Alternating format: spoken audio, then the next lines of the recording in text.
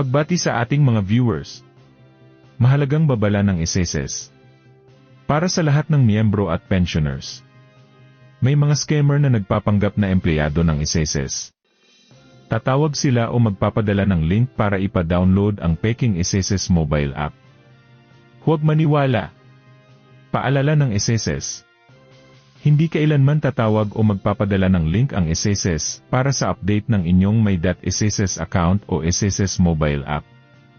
Ang opisyal na SSS app ay makukuha lamang sa App Store, Google Play, Huawei App Gallery.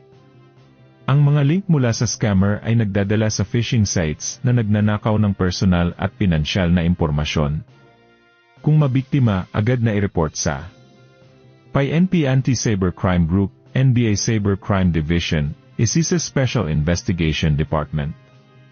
Pwedeng mag-email sa fid@sss.gov.ph o tumawag sa number na 89247370. Babala po. Huwag basta-basta mag-click ng link. Huwag mag-download ng hindi verified na app. Kung nagdududa, pumunta sa pinakamalapit na SSS branch.